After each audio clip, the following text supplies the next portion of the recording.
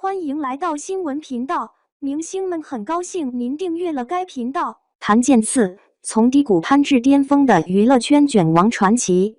在娱乐圈这个名利场，有人靠资源一飞冲天，有人凭运气一夜爆红，但谭健次却用18年的血汗，书写了一部拼命三郎的逆袭史诗。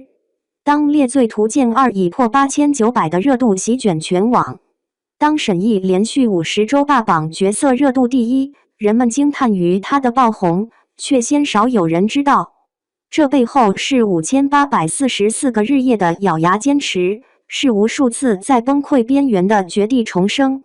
2021年前，谭健次是娱乐圈的透明人，前公司冷待，出道10余年仅一场 solo 演出，拍戏只能捡边角料角色，追光夺冠后却因解约赔光积蓄。最窘迫时，他连一支像样的单曲都发不起，只能在团综里混个脸熟。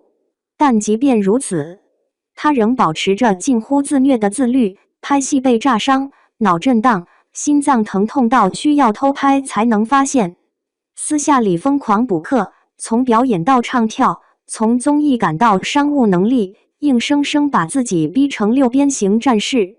转机出现在2021年，一部 A 级小成本网剧《猎罪图鉴》成了他命运的转折点。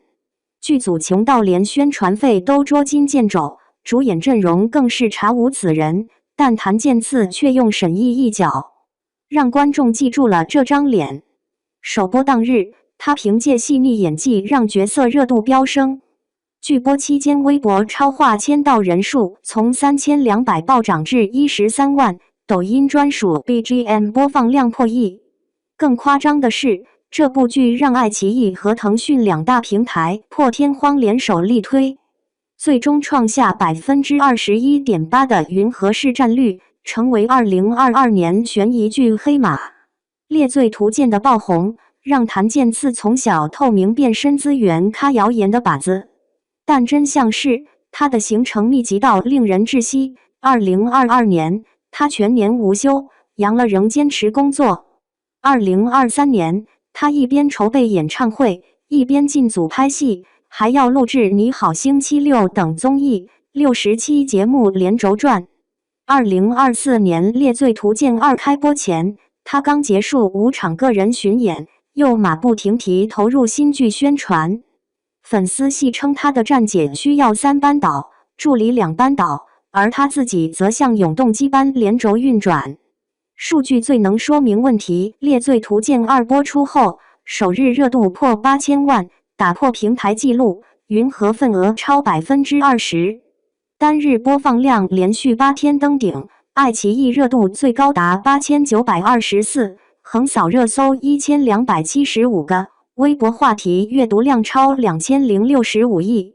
更夸张的是，这部剧让第一部老剧也逆势翻红，云和排名从100名开外飙升至第6。而谭健次个人商业价值也迎来井喷，2022年新增12个代言，2024年仅5月就拿下7个新商务。OST 公益歌曲累计超20首，个人巡演场场爆满。逆袭密码，天赋不是极致的清醒与狠劲。面对资源咖的质疑，谭健次用一句话回应：机会总是留给有准备的人。他的准备是16年如一日的自律，每天只睡3至4小时，片场间隙练舞，候机时背台词，甚至生病时都在复盘表演。他的准备是对每个细节的极致追求，为一场打戏训练3个月，为一句台词请教10位前辈，为一场演唱会设计上百个方案。他的准备更是对热爱的死磕。从歌手到演员，从偶像到实力派，他硬生生把自己逼成全能 ACE。约翰曾在直播中感叹：“我要是像他这么拼，早垮了。”但谭健次却用行动证明，天赋或许能决定起点，但努力才能定义终点。18年5844天140256小时，他把每1分钟都练成逆袭的燃料。如今，他不再是那个被前公司冷落的弃子，而是手握多部 S 级项目、商业价值飙升的顶流。但即便如此，他仍保持着卷王本色。新剧杀青次日就进组，演唱会结束凌晨赶通告，商务活动间隙还在打磨新专辑。从隐形人到六边形战士，谭健次用18年写就的逆袭剧本，远比任何偶像剧都更燃。他的故事告诉我们，在这个快餐式造星的时代，真正的顶流不是资本的傀儡，而是用血汗浇筑的丰碑。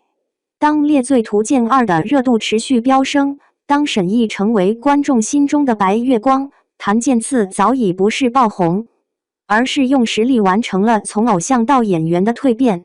正如他所说，热爱在心，何惧风雨。这场用命拼出的逆袭，注定会在娱乐圈留下浓墨重彩的一笔。